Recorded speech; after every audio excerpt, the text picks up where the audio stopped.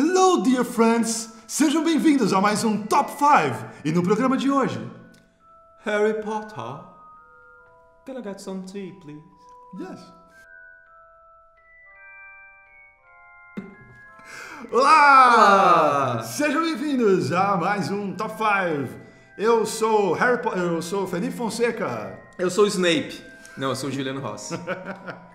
E sejam bem-vindos a mais um programa. Bem-vindos. Como vocês podem ver, estou aqui preparado para falar de Harry Potter. Harry Potter. Eu sou meio que fã de Harry Potter. Eu curto. Mas eu não vou conseguir, né? Pode continuar aí. Sozinho, o que eu faço? Hoje, vocês querem ouvir uma piada? Não. Eu curto, eu nunca li os livros. O meu top 5 hoje é pelos filmes. Eu vi todos os filmes, mas não li nenhum livro. E eu li todos os livros, alguns livros eu li mais de uma vez, vi todos os filmes. Nerd alert. Tenho álbum de figurinha, tenho os livros apêndices, tenho a peça, tenho... Volta, você tem álbum de figurinha? Tenho. Você não tem? Ok. E vamos falar sobre... Aí já estamos às vésperas do Animais Fantásticos Parte 2. Então, um momento propício para a gente falar sobre Harry Potter e listar nossas 5 coisas favoritas. Qualquer coisa. A gente comenta qualquer coisa do universo Harry Potter. Universo Harry Potter. Então, se você é dos livros, se você é dos filmes, vamos juntos nessa viagem a Hogwarts. Vamos pegar o trem na plataforma... Qual que é o número mesmo? 934. 934. Já começou fã. You have been accepted at Hogwarts School of Witchcraft and Wizardry. Ai, meu Deus, ele sabe todas as falas. Yes. Então vamos lá, quem começa? Você claramente é um muggle. Eu sou. Eu vou começar hoje. Eu vou começar. Comece. Em quinto lugar, nas 5 coisas que eu mais gosto em Harry Potter, as comidas em Hogwarts. Olha, eu não esperava, mas faz todo sentido. Eu vou te explicar um negócio. Se você viu os filmes, você teve uma amostra. Principalmente os primeiros. Sim. Os banquetes, a comida, o Harry Potter... Os docinhos lá. O coitado passava fome. Aí ele chega lá numa escola em que tudo, né, magicamente vem, né? Nos livros, é um outro nível. Porque é que nem Senhor dos Anéis, você leu? Não, eu vi os filmes também. A descrição das comidas, cara. A descrição de tudo aquilo. E tem mais cenas em que eles comem. Tem mais cenas, principalmente nos primeiros, em que ele fica impressionado. Até em outros depois, ele cita, né? Uma coisa que nunca vai me deixar de encantar, essas coisas assim que acontecem. Mantém aquela magia. Então, isso não tá, principalmente nos filmes depois, não vai ter... Porque não tem tempo deles ficarem se apegando nisso, né? Mas nos livros, isso continua sempre. E a descrição de comida no livro é mais, né? No filme ali uma ceninha, apareceu. No livro e tal, tem a descrição daqueles pratos, sei lá o que, aí você vai ficando com fome, cara. Harry Potter e Senhor dos Anéis... Essas horas da noite, a gente nem jantou ainda. São dois... Harry Potter e Senhor dos Anéis são livros que eu leio e fico com fome, cara. Assim, e eu adoro essa coisa a ideia de comidas que aparecem magicamente. Mas daí depois a gente descobre que não é magicamente. Elas aparecem lá magicamente, mas alguém fez a comida. E até um episódio muito, muito divertido que não tem nos filmes, que é no segundo livro, que tem os goblins que trabalham, os elfos domésticos que trabalham nos calabouços lá de Hogwarts para fazer a comida e tudo, né? E a Hermione descobre isso e descobre que eles não têm um salário digno, sei lá o quê, e aí começa uma revolução pelos direitos dos elfos lá em Hogwarts, cara, porque eles são explorados. Caralho, mano. É demais, cara. É demais. Trabalho escravo em Hogwarts. Meu. Isso aí rendeu bastante lá no segundo livro. Então, é isso aí. Comidas em Hogwarts. Olha, faz todo sentido mesmo. Vamos lá. Meu quinto lugar, eu coloquei como quinto lugar um dos filmes de maneira geral, e eu vou explicar um pouquinho por quê. O terceiro filme, O Prisioneiro de Azkaban. Boa. Por quê? Logo que Harry Potter surgiu, eu era, sei lá, acho que a gente não estava mais no colégio, né? Tava na faculdade já? 2001, quando surgiu o primeiro filme? 2001. A gente estava 1 ano antes de entrar na faculdade. É isso, estava no cursinho. Então, logo que surgiram os filmes do Harry Potter, eu tinha preconceito. Eu tinha muito preconceito por ser uma coisa muito infantil. Então, eu não fui assistir logo que saiu. Então, eu não assisti o primeiro, eu não assisti o segundo. Quando saiu o terceiro, a gente já estava na faculdade, e aí eu já comecei a conviver com fãs de Harry Potter, e todo mundo falava super bem e tal, só que aí o pessoal falava, pô, mano, aqueles filmes, sério, filme infantil e tal, parece ser uma boba. Ah, tá, vai, vou ver. Aí o que eu fiz? Tinha acabado de lançar o terceiro, falei, quer saber? Vou dar uma chance, vou assistir os 3, né? Aí fui lá, vi o primeiro. Pensei, olha, mais legal até do que eu gostava. Ainda é um pouco infantil, mas, pô, legal. Assisti o segundo, já achei um pouco mais legal, assim, e tal. Sim. Ainda um pouco infantil, mas... Quando eu vi o terceiro, falei, opa, agora estamos conversando. Porque o terceiro, eu acho que é o primeiro que já não é mais...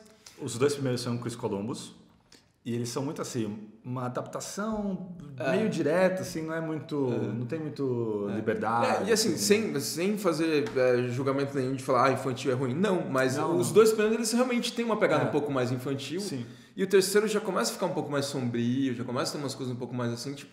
Porque na história mesmo isso acontece. Então foi isso que me deixou que eu comecei a me apegar aos filmes do Harry Potter, foi o terceiro. Sim. E foi a partir daí que eu comecei a gostar mesmo e várias coisas legais que acontecem, né? Tipo, quando aparece o Sirius Black, né? Pela primeira vez. Sim. Que acha um puta personagem foda, legal pra caralho. E o Gary Oldman fazendo que... Cara, eu sou fãzaço do Gary Oldman. É demais. E então eu acho que é isso. Meu quinto lugar é o terceiro filme, porque foi o que me enganchou ali pra... Eu amo. Eu acho que como filme é o meu favorito. Acho que é o melhor filme. Como filme, acho que é o melhor filme. Acho que é o melhor. E Afonso Cuarón, que é um puta cineasta. E não é à toa, assim, né? Porque ele junta o currículo dele antes, porque agora, depois de Harry Potter, ele fez, né? Ele ganhou Oscar. Tudo. Mas ali, por que chamaram ele? Ele já tinha feito 2 filmes que mostravam que ele poderia lidar bem com aquilo. Porque ele fez aquele que é com o Gael Garcia e o Diego Luna, é o... E Sua Mãe Também? Sua Mãe Também? Não. Acho que é também. Que sai os 3 numa road trip e rola uma relação entre os 3 ali e tal. Então, jovens experimentando, porque é essa fase do Harry Potter, a adolescência e tal. E A Princesinha, que é um filme maravilhoso, é uma obra-prima, que é baseado num livro, um conto, e é um filme infantil, né? Assim, mas lindo, belíssimo. A fotografia já com o Emmanuel Lubezki, né? Que é o fotógrafo habitual dele, que é o fotógrafo do Azkaban. E então foi uma escolha muito acertada. E eu continuo achando que é um filme mais cinematográfico. As adaptações que eles fazem, as coisas que eles cortam, coisas que eles adaptam, porque o cinema é diferente da literatura, né? Então realmente é sensacional. Achei bem foda, achei bem massa. Muito bom. Se não fosse esse filme, eu não estaria fazendo esse programa aqui hoje. Vamos lá. Em quarto lugar na minha lista o Baile de Inverno, também conhecido como o Baile Tribruxo, que você conhece do quarto filme. Ocupa uma boa parte daquele filme, né? Que a Hermione vai com aquele fortão lá, né? Victor Krum, o grande jogador de quadribol do mundo. E é demais. Eu amo no filme aquela sequência, é muito boa. Dura mais de 20 minutos aquela sequência no filme. No livro... eu não lembro se é o maior, o quarto livro, mas talvez seja, ou é um dos maiores, o segundo maior, talvez seja o maior mesmo. Tem mais espaço, sabe? É maior ainda, né? Então tem mais detalhes, mais coisas. Mas tanto no livro quanto no filme, é muito divertido. É hilário, tipo, aí Harry Potter vira uma comédia dos 80, tipo assim, com quem eu vou e tal, é muito porque é um prom, né? É um baile tipo The Prom, assim. É demais, e aí com todos os clichês e tal, as coisas, características desse universo, tipo a linda garota feia, e o outro que curte a amiga e não se dá conta, porque a Hermione curte o Ron, e o Ron não se toca que ele tem que convidar, ele não convida, o Harry tá apaixonado por uma menina que não tá por ele, vai com outro cara, o Cedric no caso, né, e tal. Eles acabam indo de última hora com as irmãs Patil. Tipo, é muito bom. Eu amo essa sequência, assim. Amo todo o ritual. O Hagrid, com a professora da escola francesa. O Hagrid, o gigante. Sim. E aí uma outra gigante e tal, e ele se arrumando e tal. Tanto no livro quanto no filme, é muito divertido isso. Uma coisa do filme que eu gosto muito é a trilha sonora, e tem músicas originais. Aquela banda que toca na formatura, as músicas foram feitas pro filme. E a galera que forma aquela banda, que eu sou meio ruim de nome desses caras, mas é uma galera do Radiohead, do Qual que é uma outra banda dessas, assim? Coldplay.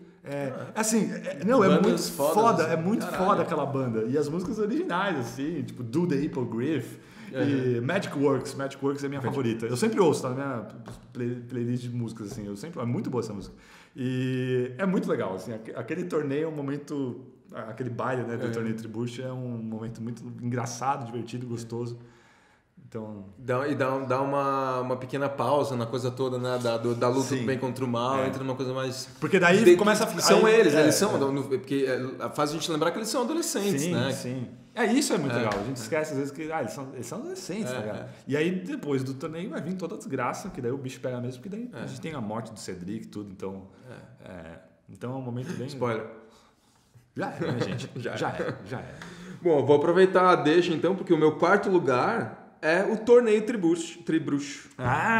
Desse filme do Cálice de Fogo.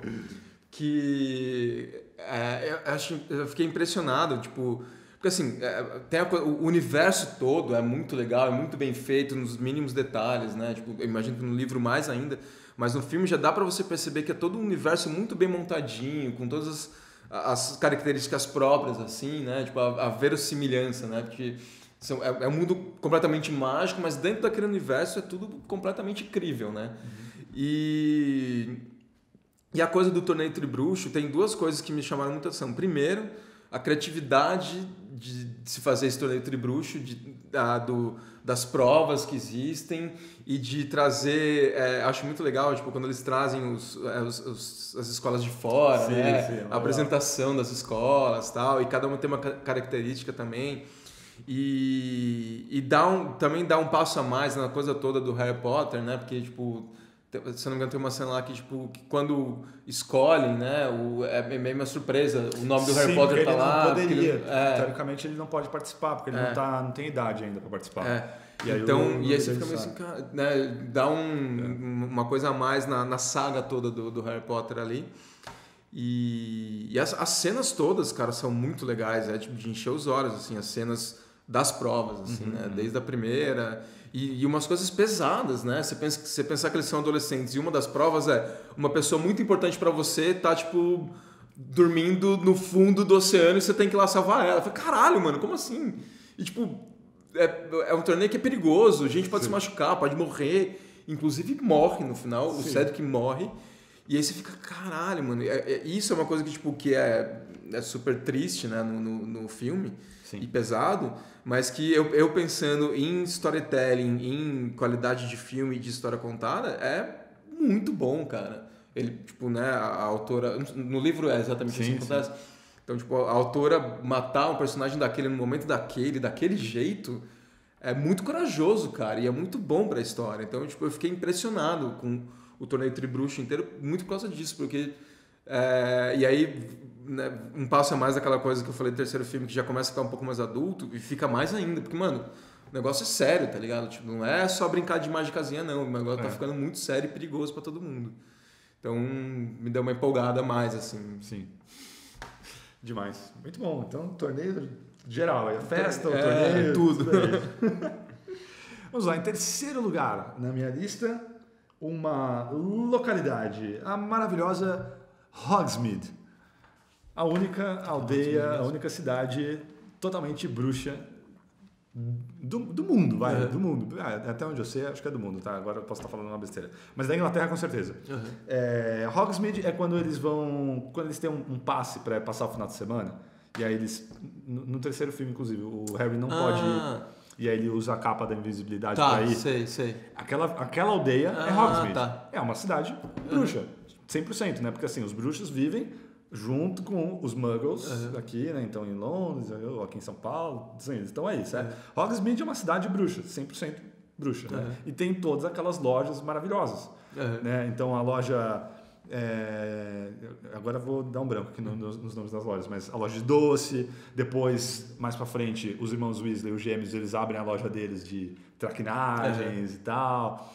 Lá que eles vão tomar a coisa que eu sonho tomar, que é a cerveja manteigada. Eu sonho tomar cerveja manteigada. Quem já tomou lá em Orlando diz que é bom, maravilhoso. Puta, velho.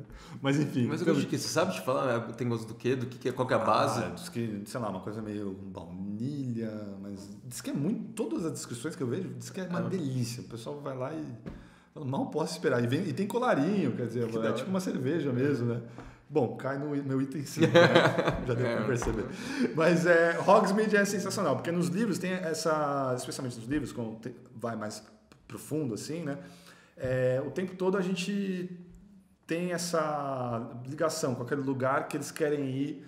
Quando eles têm uma idade, eles podem ir. Aí é mó triste que o Harry não pode, porque ele não tem ninguém para assinar por ele. Ele pede pros Dursley assinar, mas eles não... Eles querem que ele se dane, né? Ninguém assina nada. Então ele tem que usar a capa da invisibilidade para ir lá. E é um lugar que eles acabam retornando depois em alguns outros livros e filmes, em alguns momentos mais tristes e tal. Mas a ideia desse lugar de magia, tudo, e que tem as lojas em que eles vão lá comprar as besteiras deles, os doces e tudo mais, é lá que vende os feijãozinhos de todos os sabores, tipo, em Hogsmeade. Tipo, então, pra mim, tem um valor sentimental, assim. Ou seja, você teve um top que foi a comida e outro top que completamente relacionava com a comida, né? Porque é uma cidade só que tem uma loja de comidas bizarras. Isso, os 3, né? Porque tem mais 2 ainda. Tem mais 2 ainda. Caramba. Mas eu confesso que eu tenho curiosidade de tomar cerveja. Harry Potter comida. Podia ser top 5 comidas Harry Potter. Bom, vamos lá. O meu terceiro lugar é um personagem. É o meu personagem preferido. E com um ator que eu gosto muito pra caralho, que faleceu, infelizmente, que é o Alan Rickman, que faz o Snape. Severo Snape. Então, tipo, assim... pelas duas coisas, na verdade, pelo personagem e pelo ator. O ator eu conheço faz um tempo, ele fez alguns filmes mais tipo anos 80, anos 90, ele fez filme do Kevin Smith, e ele tem, não sei, cara, ele tem uma aura em volta dele que eu acho... Ele é muito foda. Eu nem acho ele, sabe, tipo, como qualidade de atuação, tem outros que são eu muito... acho, eu acho, mas assim, pensando nos medalhões e tal, talvez... Mas eu acho ele muito bom e eu acho ele, não sei, tem uma coisa nele, tem um estilo dele próprio e dele atuar que eu acho muito legal. E sempre gostei muito. Ele flerta tanto com comédia quanto um personagem mais sério e mais sombrio que é o Snape. E assim, tipo, você percebe o estilo dele nos dois e são completamente diferentes, sabe? Fazendo comédia e fazendo drama. Então eu gosto muito dele. E o personagem também, cara, que é um personagem que todo filme tem uma participação muito importante, todo filme é um personagem meio dúbio, né? Você fica meio... Porque ele tá sempre apresentado como alguém, assim, né? Ele tá sempre inteiro de preto, é professor de... Quando começa poções. Poções, mas ele já tinha sido e em algum momento ele se torna de novo um professor de artes negras, né? Defesa contra a arte das trevas. Defesa contra a arte das trevas. Então, tipo, que é uma coisa que sempre tem, né? Sempre professores meio atormentados, né? Em algum momento. É um cargo assim. que nunca fica. Todo mundo muda. Então, e é um personagem... acho que é um dos personagens mais complexos e que tem, tipo, plot twist no final. Então, no final tal. Mano, até deu uma arrepiada aqui. É muito foda, cara. O que vai acontecendo com ele nos últimos filmes, assim. E a relação dele com Harry Potter também sempre, né? Tipo, e aí, quando você percebe por que ele fazia tudo aquilo, mano, é muito foda de chorar pelo personagem, assim. Porque é um cara que, no fim das contas, é amaldiçoado, né? O cara tem praticamente uma maldição ali em cima dele e que ele... com honra ele mantém, né? Por mais que seja difícil pra ele, tipo, ele mantém, assim, ferrenhamente, cara. E é muito legal porque mostra também uma imagem, principalmente no final, quando se revela tudo. Porque, assim, até ali a gente sabia também, mas a gente tá assumindo o lado de que ele é cuzão e tal, sabe? Mas aí quando revela tudo, também de que o pai do Harry não era 100%. Ele não era entendeu? Ele era meio cuzão, entendeu? É tipo o cara que praticava o bullying contra alguém que nem o Snape, entendeu? Então isso é bem legal. Né? E alguém que nem o próprio filho dele, né? Alguém que nem o Harry Potter. Exato. Então isso é bem legal. E aí ele acaba o Harry acaba homenageando com o nome de um dos filhos, né? Que é Albus. Então é mó bonito, cara. É mó bonito. Tipo, Sensacional. É isso, nossa, tá, o Snape e Alan Rickman estão no coração. Mr. Potter, our new celebrity. Oh, no celebrity. Ele fala meio Marília Gabriela, assim. Aí o Draco... Falando em Draco... Quer dizer, não. Não. E em segundo lugar, na minha lista, também uma personagem. Hermione Granger. Quem não gosta dela? A mais genial bruxa que já existiu. Ela é sensacional. Ela é sensacional, eu primeiro li os livros, antes do primeiro filme, né? E sempre fui muito fã da Hermione, tipo, né? Hermione. Ela é demais, tipo, as tiradas dela, né? Quando ela é criança, né? Mais nova. E aí a gente tem isso no filme também, né? Que nem... a gente... We could die, or worse. We could be killed, or worse, expelled. You need to sort out your priorities. É muito Mano, bom, é bem isso, tipo, ela é toda...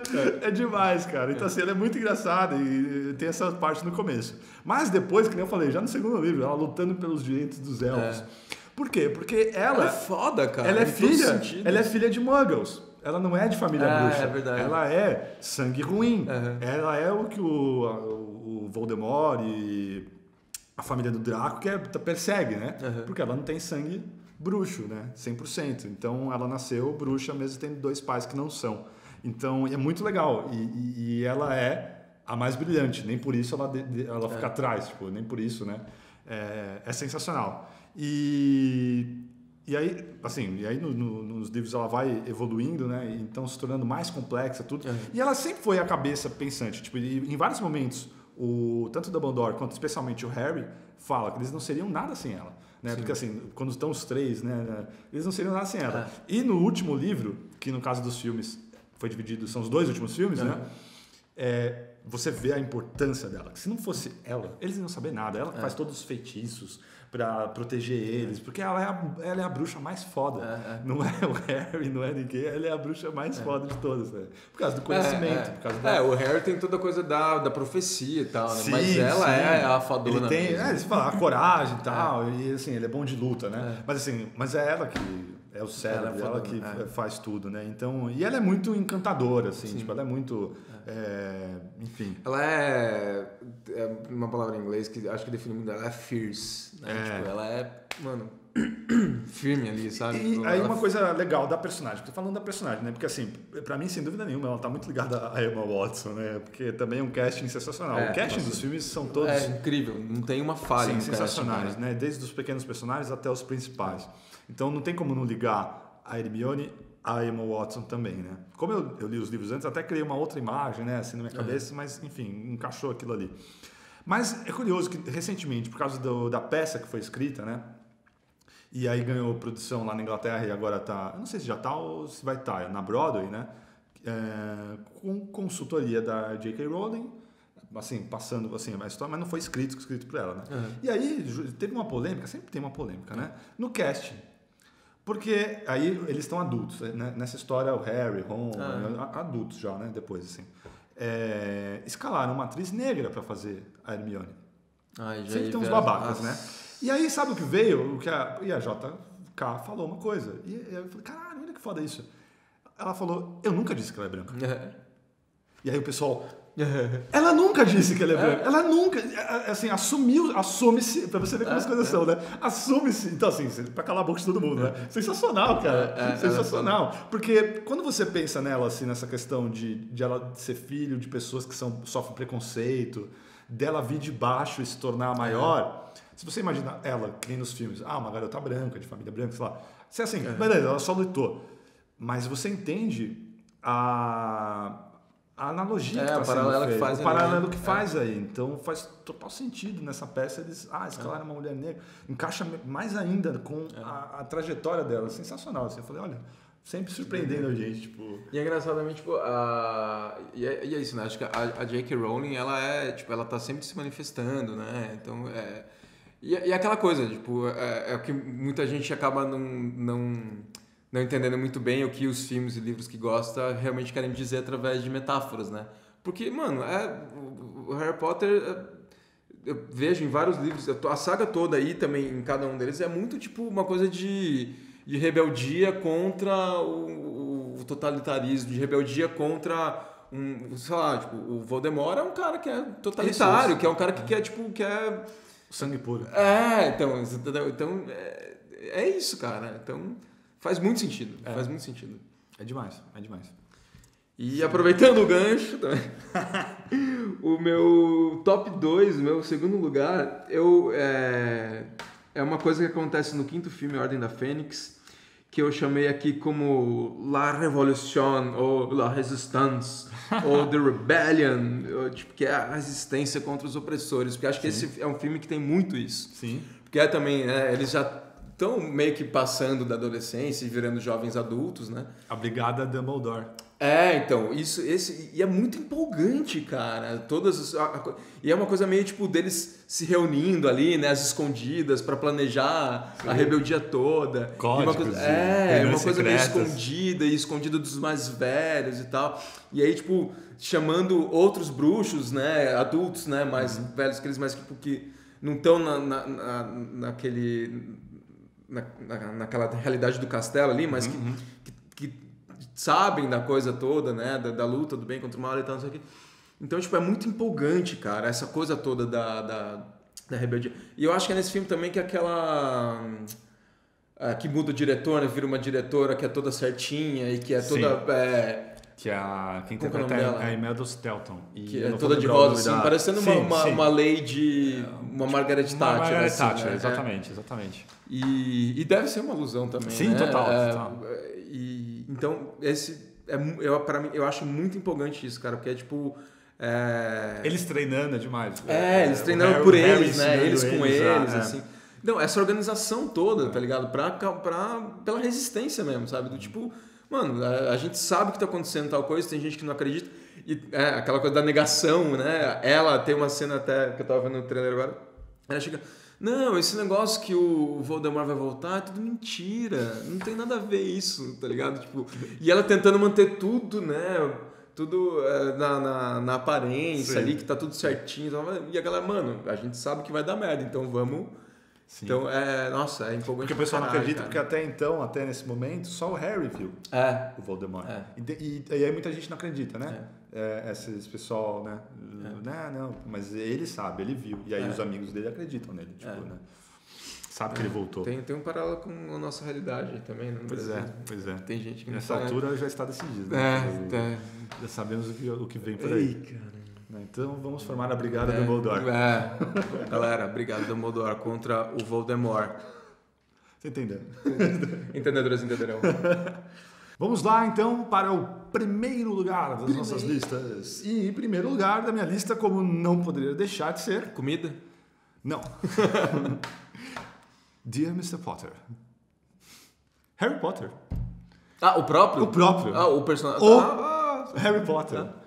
Porque acontece sim muitas vezes, né? De, sei lá, não ser o protagonista, que você...